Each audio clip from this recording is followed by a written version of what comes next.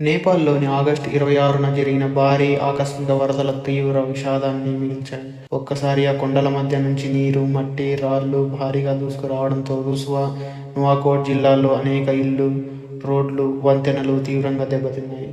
కొన్ని ప్రాంతాల్లో వరద ప్రవాహం ఎంత వేగంగా ఉందంటే వంతెనలు క్షణాల్లోనే కొట్టుకుపోయాయి. భవనాలు కూడా కూలిపోయాయి.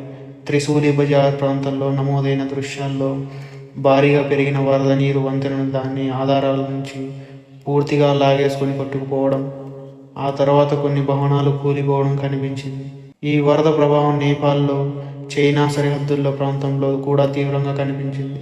చైనాకు చెందిన టిబెట్లోని గ్యోరోంగ్ ప్రాంతంలో కూడా భారీగా మట్టి, నీరు ఒక్కసారిగా దూసుకురావడంతో సరిహద్దు ప్రాంతంలోని భవనాలు మట్టిలో కూరుకుపోయాయి. అక్కడి దృశ్యాల్లో ప్రజలు తమ ప్రాణాలు కాపాడుకోవడానికి పరుగులు తీస్తున్నట్లు కనిపించింది. చైనా అధ్యక్షుడు షీ జిన్పింగ్ కూడా గల్లంతైన వారి కోసం పూర్తి స్థాయిలో గాలింపు, రక్షణ చర్యలు చేపట్టాలని ఆదేశించారు. అయితే ఈ భారీ వరదకు అసలు కారణం ఏంటి అని మొదట్లో స్పష్టంగా తెలియలేదు. మొదట నేపాల్ అధికారులు ఈ ఘటనకు ముందు నమోదైన న్యూస్ని బట్టి భూకంపం కారణంగా మంచుకొండ కూలిపోయి దానివల్ల వరద వచ్చిండొచ్చని భావించారు. కానీ ఆ తర్వాత అమెరికా భూగర్భ పరిశోధన సంస్థ మరింతగా పరిశీలించింది. దీర్ఘకాల ప్రకంపనల సమాచారాన్ని విశ్లేషించిన తర్వాత అక్కడ అసలు భూకంపం జరగలేదని తెలిపింది. ఆ ప్రకంపనలు భూకంపనం వల్లే ఏర్పడ్డాయని వెల్లడించింది. నేపాల్ వాతావరణ అధికారులు కూడా ఒక భారీ మంచు భాగం పర్వతం నుంచి కూలిపోయి దానితో పాటు రాళ్ళు, మట్టి కిందికి వచ్చి ఉండొచ్చని తెలిపారు. అంటే ఈ వరదకు ప్రధాన కారణం హిమనదం కూలిపోవడం, దాని వెంట భారీగా మట్టి మరియు రాళ్లు నదిలోకి చేరడమేనని ప్రాథమిక తెలుస్తోంది. ఈ భారీ డెబ్రిస్ కారణంగా నది ప్రవాహం కొంతసేపు అడ్డుపడి ఉండొచ్చని, ఆ తర్వాత ఆ అడ్డంకి తెగిపోవడంతో పెద్ద మొత్తంలో నీరు ఒక్కసారిగా దిగువ ప్రాంతాల వైపు దూసుకెళ్లి ఉండొచ్చని అధికారులు భావిస్తున్నారు. అయితే ఈ ఘటనలో వాతావరణ మార్పుల పాత్ర ఎంతవరకు ఉందో ఇప్పుడే ఖచ్చితంగా చెప్పలేమని శాస్త్రవేత్తలు చెబుతున్నారు. వరద వచ్చిన సమయంలో చాలా మంది ప్రజలకు ముందస్తు హెచ్చరిక కూడా అందలేదని సమాచారం. ఒక వ్యాపార సంస్థకు చెందిన వ్యక్తి తమ ప్రాంతంలో ఉన్న ఉద్యోగులతో సంబంధాలు పూర్తిగా తెగిపోయాయని, ఫోన్ సంకేతాలు లేకపోవడంతో వారిని సంప్రదించలేకపోయామని బీబీసీకి తెలిపారు. టిబెట్ వైపు కూడా ఒక పర్యాటక బృందం చివరి నిమిషంలో తమ ప్రయాణాన్ని వాయిదా వేసుకోవడంతో ప్రమాదం నుంచి తప్పుకుంది.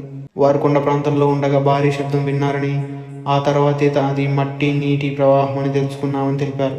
ఈ విపత్తులో మృతుల సంఖ్య కూడా గంట గంటకు పెరిగింది. మొదట 95 మంది మరణించినట్లు సమాచారం. తర్వాత 157, 162, 177, 270, 332గా సంఖ్య పెరిగింది. ఆగస్టు 26 సాయంత్రం 5 గంటల సమయంలో నేపాల్ పోలీసులు 350 మంది మరణించినట్లు తెలిపారు. అయితే గాలింపు, రక్షణ చర్యలు ఇంకా కొనసాగుతున్నందున ఈ సంఖ్య తుది సంఖ్య కాదని గుర్తుంచుకోవాలి. మృతుల సంఖ్యతో పాటు వందలాది మంది గల్లంతయ్యారు. నేపాల్ జాతీయ విపత్తు ప్రమాదం తగ్గింపు మరియు నిర్వహణ సంస్థ ప్రకారం 826 మంది గల్లంతైనట్టు సమాచారం వచ్చింది. వీరిలో సాధారణ ప్రజలతో పాటు భద్రతా సిబ్బంది, పర్యాటకులు, యాత్రికులు కూడా ఉన్నారు. ఈ ప్రాంతం కైలాస మానస సరోవరం యాత్రకు వెళ్లే ముఖ్యమైన మార్గం కావడంతో పర్యాటకులు, యాత్రికులు పెద్ద సంఖ్యలో ఇక్కడకు ప్రయాణిస్తుంటారు. నేపాల్ పర్యాటక ప్రకారం ఒక దశ వందలాది మంది ప్రయాణికులకు ఆచూకీ తెలియలేదని సమాచారం వచ్చింది. వారిలో భారతీయులు కూడా ఉన్నారు. అయితే గాలింపు చర్యలు కొనసాగుతున్న కొద్దీ ఈ సంఖ్యలో మార్పులు వస్తున్నాయి. విపత్తు జరిగిన వెంటనే నేపాల్ సైన్యం, పోలీసులు, సాయుధ పోలీసులు బలగాలు రంగంలోకి దిగాయి.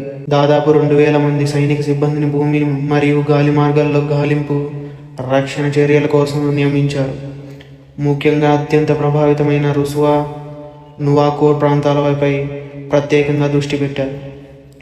రోడ్లు, వంతెనలు దెబ్బతినడంతో కొన్ని ప్రాంతాలకు భూమి మార్గంలో చేరుకోవడం చాలా కష్టంగా మారింది. అందుకే హెలికాప్టర్లను ఉపయోగించి ప్రజలను సురక్షిత ప్రాంతాలకు తరలిస్తున్నారు. టిమురే ప్రాంతం నుంచి 95 మందిని సురక్షితంగా బయటకు తీసుకువచ్చినట్లు నేపాల్ సైన్యం తెలిపింది. వారిలో 21 మంది భారతీయ పర్యాటకులు ఉన్నారు. ఒక జల విద్యుత్ కేంద్రం సొరంగంలో చిక్కుకున్న 7గురిని కూడా సజీవంగా రక్షించారు. రక్షణ చర్యలతో పాటు సహాయక సామాగ్రిని కూడా ప్రభావిత ప్రాంతాలకు పంపిస్తున్నారు. నేపాల్ ప్రధానమంత్రి కార్యాలయం ప్రకారం సుమారు 8 టన్నుల సహాయక సామాగ్రిని సైనిక వాహనాల ద్వారా తరలించారు. ఇందులో దుప్పట్లు, దోంతర్లు, సౌర దీపాలు, సౌర విద్యుత్ పరికరాలు, నిద్రించేందుకు ఉపయోగించే సంచులు ఉన్నాయి. ఈ వరద వల్ల రోడ్లు, వంతెనలు, జల విద్యుత్ కేంద్రాలు, సమాచార వ్యవస్థలు కూడా తీవ్రంగా దెబ్బతిన్నాయి. దాదాపు 40 కిలోమీటర్ల రోడ్లు దెబ్బతిన్నట్లు సమాచారం ఉంది. దీంతో రక్షణ బృందాలు ప్రభావిత ప్రాంతాలకు చేరుకోవడం మరింత కష్టంగా మారింది. ఇక టిబెట్లో కూడా పరిస్థితి ఆందోళనకరంగానే ఉంది. చైనా ప్రభుత్వ అధీనంలోని ప్రసార సంస్థ ప్రకారం గ్యూరోంగ్ ప్రాంతంలో 58 మందికి గల్లంతయ్యారు. వారిలో 260 మంది విదేశీయులు ఉన్నారు. అక్కడ 3 మరణించినట్లు సమాచారం వచ్చింది. అయితే నేపాల్ మరియు టిబెట్ ప్రాంతాల్లో గల్లంతైన వారి సంఖ్యలో కొంతమంది ఒకే వ్యక్తిలో ఉండే అవకాశం ఉందా లేదా అనేది ఇంకా స్పష్టంగా తెలియడం లేదు. ఇంతటితో ప్రమాదం ముగిసిందని కూడా చెప్పలేం. నదుల్లో భారీగా మట్టి, రాళ్ళు పేరుకుపోయాయి. నీటి ప్రవాహాన్ని అడ్డుకుంటే మరోసారి నీరు భారీగా పేరుకుపోయే అవకాశం ఉంది. ఆ అడ్డంకి ఒక్కసారిగా తెగిపోతే మరో భారీ వరద రావచ్చు. అందుకే నిపుణులు 2, 3 వరదల తరంగాలు వచ్చే అవకాశం ఉందని హెచ్చరిస్తున్నారు.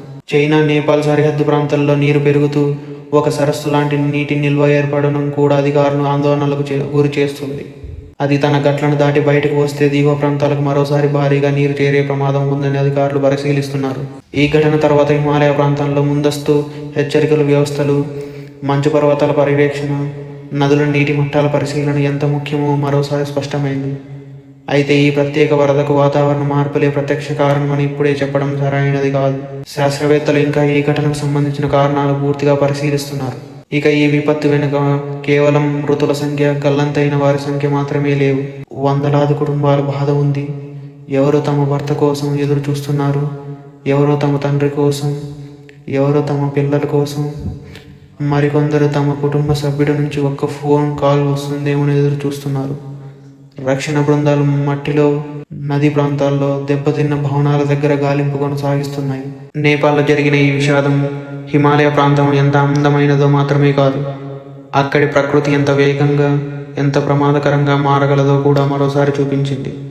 ఒక మంచు భాగం కూలిపోవడం, దాని వెంట రాళ్ళు, మట్టి నదిలోకి చేరడం, నది ప్రవాహం అడ్డుపడడం, ఆ అడ్డంకి ఒక్కసారిగా తెగిపోవడం కొన్ని నిమిషాల్లోనే ఒక ప్రాంతం మొత్తాన్ని మార్చేయగలదు. ప్రస్తుతం నేపాల్లో రక్షణ చర్యలు కొనసాగుతున్నాయి. గల్లంతైన వారిలో కోసం కుటుంబాలు ఎదురు చూస్తున్నాయి.